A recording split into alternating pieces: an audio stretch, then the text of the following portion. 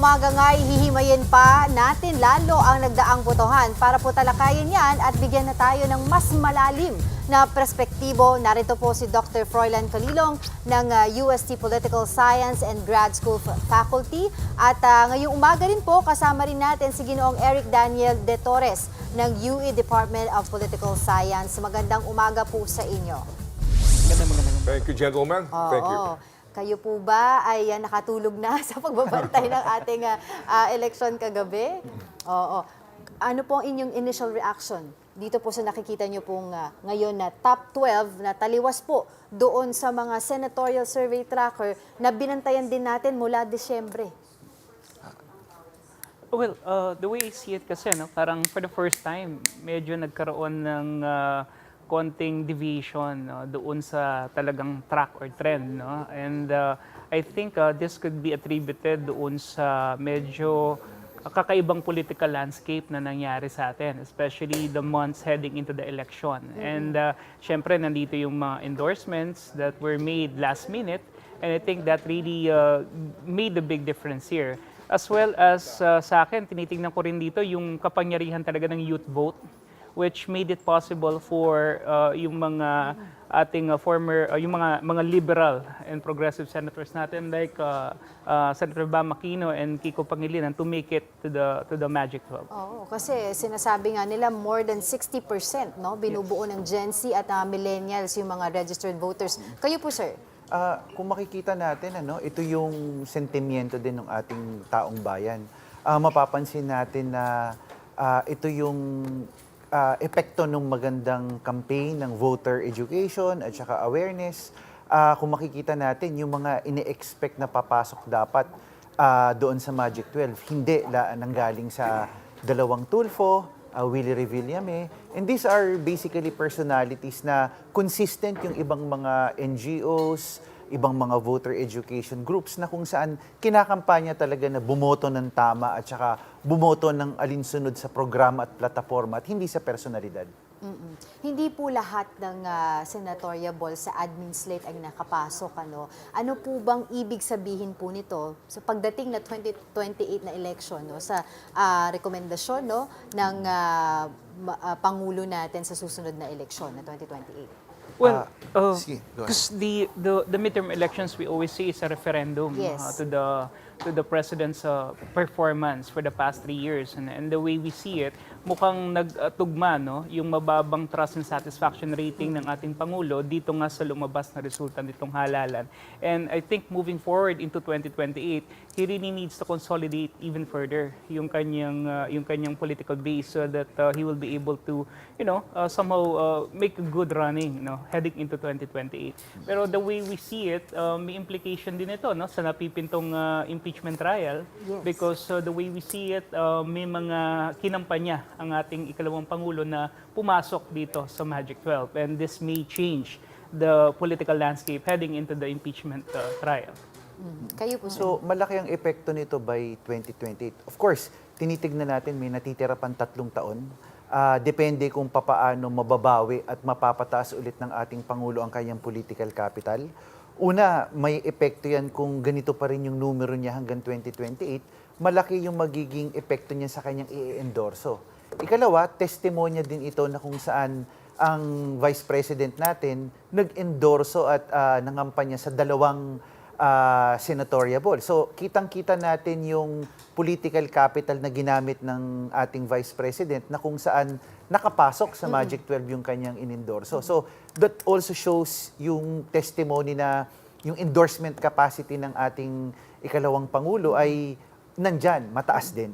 Yung bukod po doon sa youth votes po na nakita natin, nakita rin po ba natin na nakadagdag din po, nakatulong kay Senator Bam Aquino yung endorsement naman ng Iglesia ni Cristo?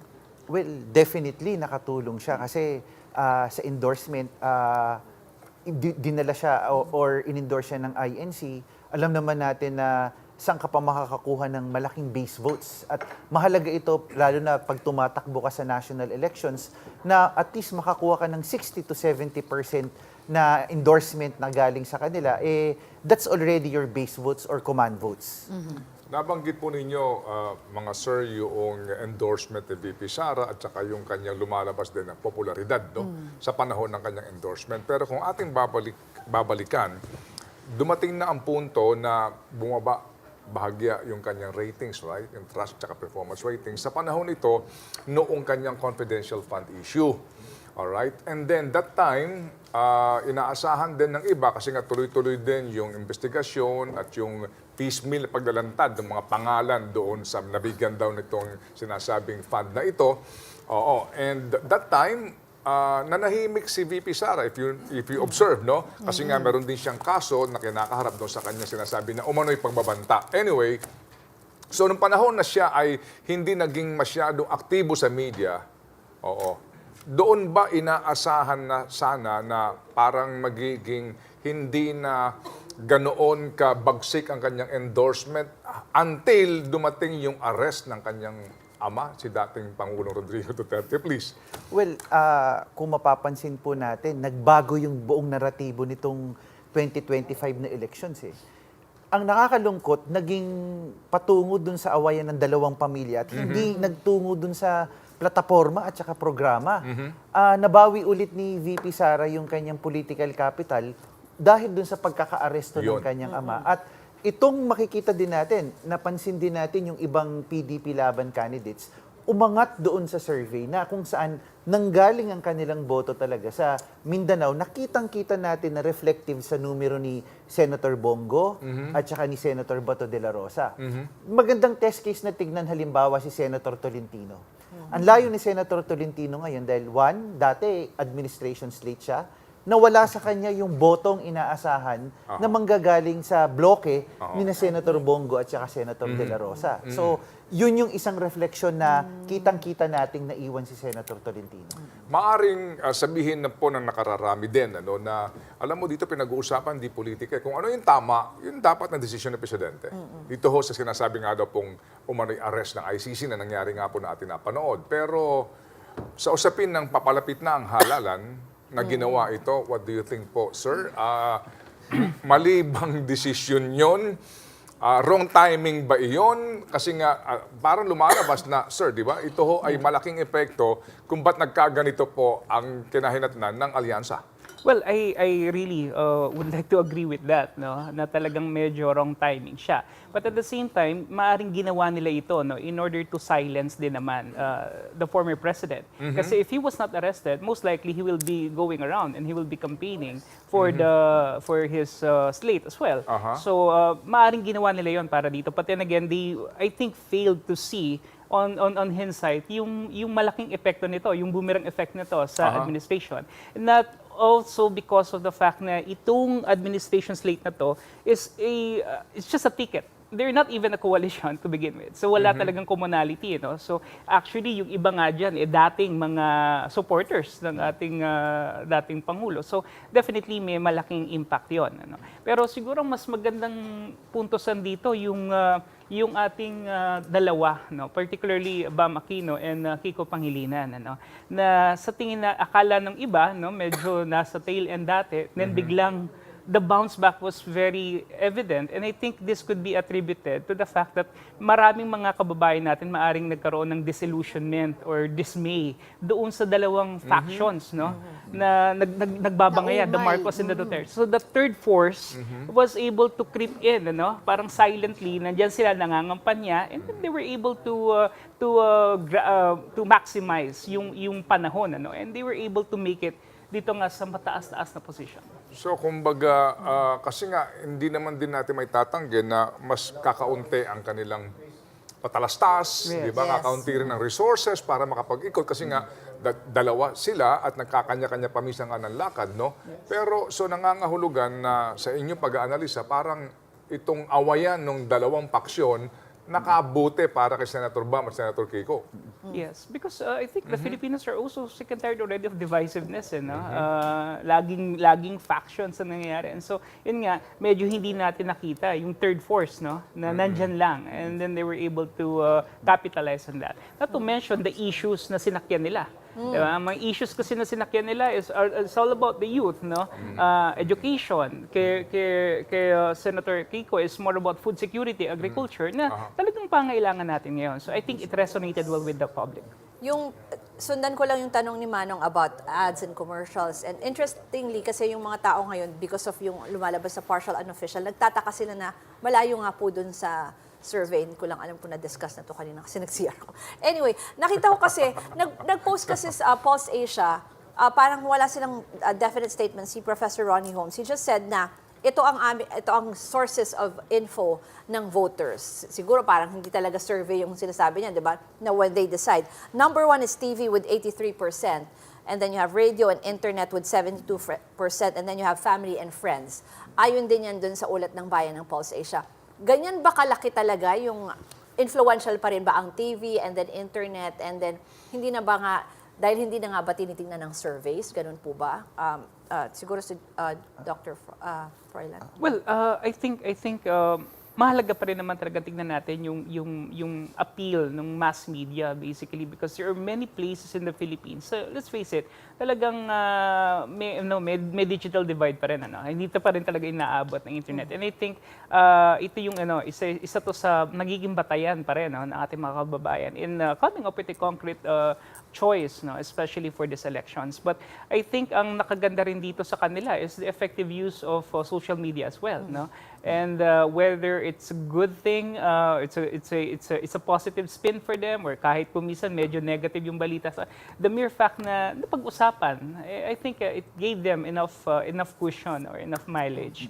And yun nga, para sa akin talaga, it's the issues that they really fought for that really made the difference. Kasi iba yung issues ng millennials tsaka ng Gen Z kung titignan natin. Gen Zs are more into gender equality, climate change, education. Yung mga millennials kasi, sila na ngayon ng mga may pamilya. So more on food security, how to, combating inflation, jobs. So ito yung mga issues na nilapagan nila.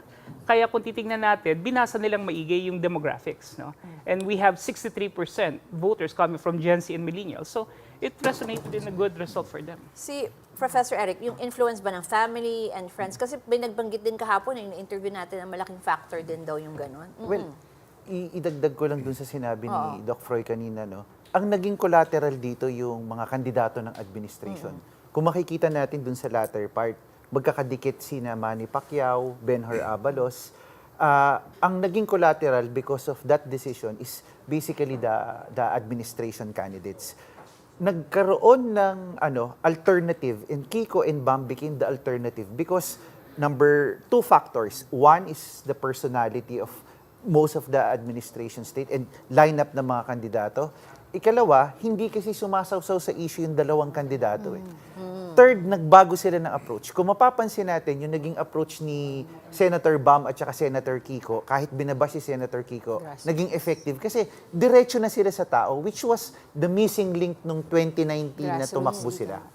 Or 2019 na tumakbo sila. So, mapapansin natin, diretso sa tao, nag-house to house si Senator Bam. Well, of course, given na yun na pag mababa talaga or wala ka masyadong resources, you do grounds. Pero naging effective sa kanila kasi mas nakakausap nila yung tao. Tapos makikita din natin na yung credentials, hindi naman makakaila na maganda na rin, maraming naipasang batas si Senator Bam at saka si Senator Kiko. And more importantly, yung kanilang program at saka legislative agenda na kung titignan natin as compared dun sa huli, kasi kung makikita natin yung ad recently, nag-calibrate yung mga senatoriables ng administration slate na nagbibigay na sila ng programa Too late na nung pinapakita nila sa tao na ito yung legislative agenda natin. Well, as compared dun sa dalawa, pag hinit mo, automatic, attributed na sa kanila itong mga batas na ito. Ano ang maganda rin sigurong paliwanag, Professor, dito sa meteoric rise ni Congressman Rodante Marcoleta? Well, sa akin, remember that when he withdrew his candidacy in 2022.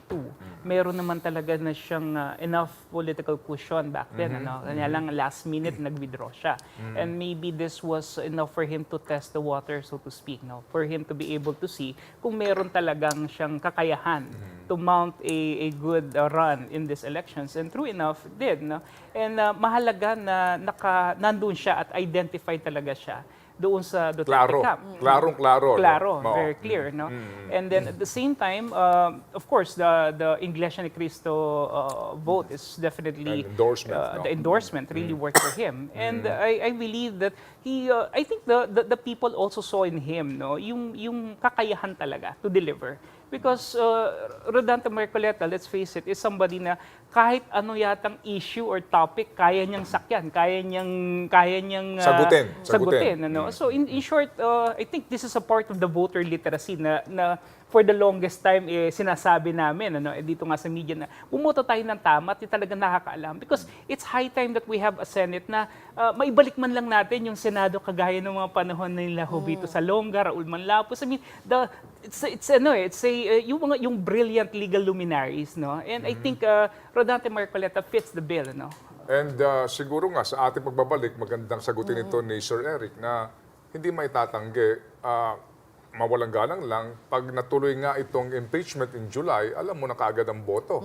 Parang yan, hindi ho natin di ba sir, hindi natin ito maaaring ihiwalay. Itong usapin po ng paparating na impeachment. Ano ang basa ninyo ngayon sa pangkalahatan sa nagiging supposed to be, ito na nga yung trend, mawalang galang lang doon sa nagdarasal pa na magbago ito. So, anong basa nyo? Basically, doon sa SWS at Pulse Asia Survey na mga unang nailabas. Eric. Okay. Kung makikita po natin, Manong Ted, very surprising yung pagpasok ng dalawang kandidato, lalo na si Senator Bam at saka si Senator Kiko. Makikita din natin na naging epektibo yung kampanya ng traditional media at saka yung ibang mga nagbibigay ng voter education at saka orientation talaga. Kasi talagang nakita natin na naging personality-based at yung puro personalidad yung mga naka-line up. Reflection din ito, Manong Ted, nung klase ng politika na meron tayo dito pa rin din sa Pilipinas. Bagamat masasabi natin na may track record na kaunti, pero yung mga lumalahok, Manong Ted, talagang kitang-kita natin na personality-based. Secondly, yun, nabanggit kanina, yung usapin pagdating sa dinastiya. Nakita din natin na kung lumusot si Ben Tulfo, babasagin nila yung record sa Senado na 3 magkakapatid na tinalo na nila ang mga Estrada at saka mga Cayetano na 3 magkakapatid, magkakasabay-sabay.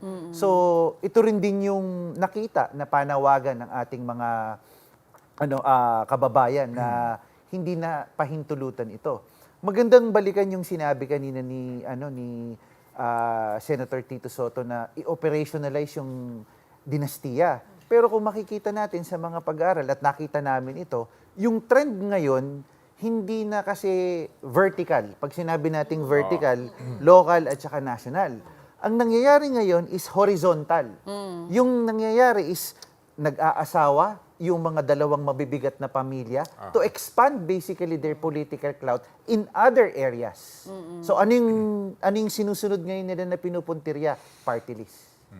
Because the formula in party list is, alam naman natin, hindi mo kailangan mangampanya. Kukunin mo lang yung numerong 300,000 and that's it. So, nangyayari, yung base votes, kukunin lang kada probinsya or kada munisipyo or kada region, and that's the product na nagiging extension din ng political dynasties. Interesting din yun na parang they're trying to get around na rin kung sakali. Halimbawa, mag-asawa, nakatira sa magkaibang distrito.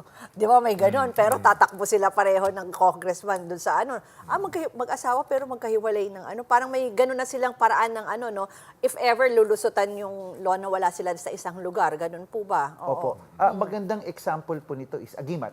Ang Agimat party list ay alam naman natin na Cavite, mga Revilla, tapos meron pa silang Rizal dahil yung kapatid ni asawa ang prominenteng pamilya din sa Rizal. So, kung kukwentahin mo ang Cavite at saka ang Rizal, medyo yon. Although surprisingly ngayon, nag-deliver ba? Kasi nasa ikalabing-3 o ikalabing-4 si Senator Bong. At mas nanalo pa sa Rizal si Yung Kong nga ang Dante. gusto ko ngayon puntahan na Sir Eric, no, kay Dr. Froilan, no, sa usapin basically nitong SWS at Pulse Asia, doon nga ngayon, no. Sa naging Alam na resulta. natin itong na inyong naipaliwanag kanina kung bakit surprising for BAM and Senator Kiko, no, na rumehistro ng ganito kataas, no. Pero anyari, una kay Will Revillame, kay Kuya Will. No? And then ito nga, si Abby Binay, maging si Senator Bong Revilla, anyari, ano ito?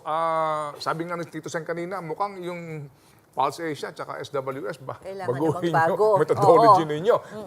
Kayo po, Doctor. Well, we always maintain, no? Kami sa academy, we always say that the surveys are actually the closest thing we could get to a scientific assessment no, of what's going to happen. But as with anything else, no, it may be susceptible also to some degree of inconsistency or sabihin na nating errors din. No? But the way I see it kasi, kung titingnan natin, in the past elections, consistent naman din ang mga survey firms. They were able to really deliver siguro 97, 98% accuracy. But this elections kasi is quite different because of the sabi na extraordinary landscape or political Developments. na scenario na kinahantungan natin, starting off with the impeachment, the breaking of the unity team, and then eventually the arrest of former President Duterte. So I think it really changed the entire complexity and the dynamics of the sentiments ng ating mga kababayan. And that's the reason why we're seeing this. And para sa akin, this is a healthy mix of good names that we're seeing right now. Kasi hindi nakopon ng alyansa, may nakapasok na PDP, pero meron din naman tayong nanggaling sa Liberal Party. The opposition. Sir, so you're trying to say na it's more of yung rift ng unity team, kumbaga nakaganda kay Kiko Bam, kung bakit nandito po sila ngayon. Yes, as I was saying a while ago, siguro yun nga, yung disillusionment, tsaka yung dismay na rin ng mga kababayan natin doon sa banggaan ng dalawang malaking pamilya, allowed them enough leverage. Oo. Yung tinanong kanina ni Sir Ted kay former Senator Tito Soto, na pwede na rin natin tawagin ngayon sigurong Senator Senator-elect. Soto. Yes, Senator-elect Tito Soto. Sir, ano sa tingin nyo din po naging pagkukulang ng alyansa? Bakit ganito ang nangyari? Kasi kung titignan natin, kanina nabanggit niya 6 pero nung nagbibilang ako, it's less than 6 parang 5 lang. Well, hindi ko masasabi na pagkukulang technically, no? Kasi I think the administration really threw their resources and their machinery dito sa alyansa. But it's really the chain of events no, that are, I think, beyond their control that made it possible for this to happen. And kung titingnan nga natin, yun nga, nababagit kayo ni Manong Ted, may mga prominenteng pangalan na akala natin pumapasok. Pero eventually nawala. No? Pero I think this could be attributed also to the messaging na binigay. Halimbawa, si Senator-elect Amy Marcos, kung sakali man siya ipapasok, binanggit niya at the tail end na ang administration na to ay pinamumunuan hindi ng mga Marcos, kundi ng Araneta at Romualdez. So she's trying to protect the name, which is still her surname, from a possible erosion sa kanyang political capital. At the same time, malaking bagay yung last-minute endorsement ni VP Sara Duterte. And nakikita naman natin dito sa numero yung epekto ng. Ano ang inyong analysis kung bakit so far si Kuya Will ay mukhang baka lamang ampan ni Ma'am Heidi Mendoza? Or ano ang inyong pag-analisa ron? Well, sa akin siguro medyo nakasama sa kanya yung mga later statements na binanggit niya, no? Particularly doon sa legislation part, no? Na sinabi niya na marami na tayong batas, na hindi na natin kailangan gumawa ng batas. But, it does not really sit well with the idea of being a senator. Because when you're in the Senate, you're really supposed to be making and crafting laws, right? So, yun yung medyo sa tingin ko nakasama talaga siya na parang hindi niya alam yun talagang pinapasok niya, no? Na sinasabi niya na I've been helping people for a very long time, but it's a different ball game when you're in the Senate. It's a totally different thing. And siguro mahalaga rito tignan natin yung paulit-ulit nga, no, na nirarub off sa mga botante natin to choose wisely the people that we're going to elect, and tignan yung track record and everything like that. So kaya nga significant ngayon na may mga nasa showbiz tayo, no, na supposedly popularity and they're already there, pero hindi nakapasok like Ipe Salvador, no, even if he's being backed by Duterte, no, hindi rin siya nakapasok. Same goes with Jimmy Bondoc, no, na of course nasa entertainment industry din. Ito nga si Manny Pacquiao also took a big hit, no, dun sa kanyang re-election comeback, no. And I think this resonates well to the Pero idea. paano si Senator Bong Revilla? Ikaw, Eric, anong tingin mo dito, Prof? Bong Revilla, incumbent.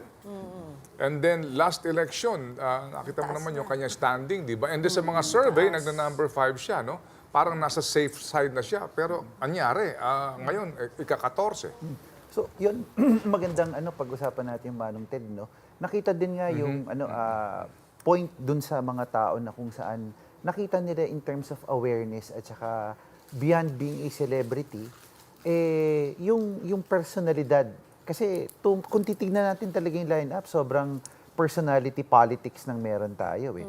Although nakaka-surprise si Senator Bong kasi katulad ng sinabi ko, may tutungtungan siyang dalawang malaking pagkukunan ng boto. Yan ang Rizal at saka ang Cavite. So medyo may hindi nagpatotoo doon sa sa baluarte nga niya na ika nga, and at the same time maganda rin din naman yung legislation na at mga batas na naipasa niya, lalo na yung sa Senior Centenarian Act.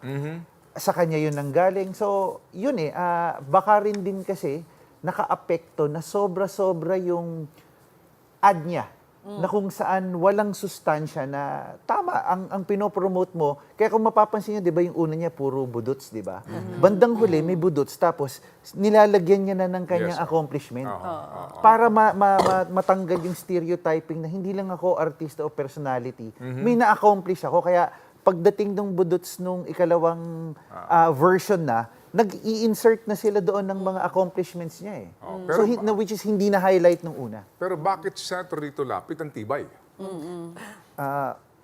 Dahil ito sa probinsyano? pelikulang Kamagong, hindi po, biro lamang po. Pero kung makikita kasi natin, Doc Froy, Manong Ted, no, bago maging Senator Lito Lapid, naging 3-term governor siya ng Lokal, Pampanga. Kabisado ni Senator Lito Lapid yung kampanyang lokal na diretso sa tao makamasa. That's one. So kung makikita mo yung approach niya is hindi siya nangungubling makipagkapwa-tao at saka diretso sa palengke, house to house. So may ganun siya. Pangalawa pa, walang keme, diretsong Tagalog, hindi nag-i-English. Kung banatan siya dahil walang alam and so on and so forth, hindi siya mangungubling magsalita ng Tagalog kapag nagpi-privilege speech siya. Ikalawang factor, hanggang ngayon, nakadikit sa kanya yung probinsyano at saka ang Batang Quiapo. Kung matatandaan natin noong 2019 na huli siyang lumaban, hanggang sa huling sandali, sinensationalize yung karakter niyang supremo, and then that's it, magugulat ka, biglang skyrocket yung kanyang At may sumakay numero. pa sa pinuno. At at may Pati sumakay yung party pa. list, tas pinuno. Na party list. So, talagang doon mo makikita na talagang nag-work on his favor, plus the endorsement capacity na nakadikit doon sa programang talagang Quiapo. sinusubaybayan ng masang Pilipino. Kasi Okay. dati sinasabi nila, porke artista kasi yung name recall. Halimbawa, pag wala nang maisip yung mga tao sa survey, pag binanggit mo yung Lapid, yung Revilla. So ngayon parang hindi na rin talaga siya nagiging totoo na. It's just name recall, no? Yeah, that's what's happening right now. And siguro kung titingnan natin, kung nung nagsimula itong trend na to, no, way back in late 80s or 90s, no, talagang pag artista ka, most likely shoe-in ka na talaga, no. Pero right now, I think the dynamics are really changing. Like I said, there's greater discernment, no, sa ating mga kababayan, which is good.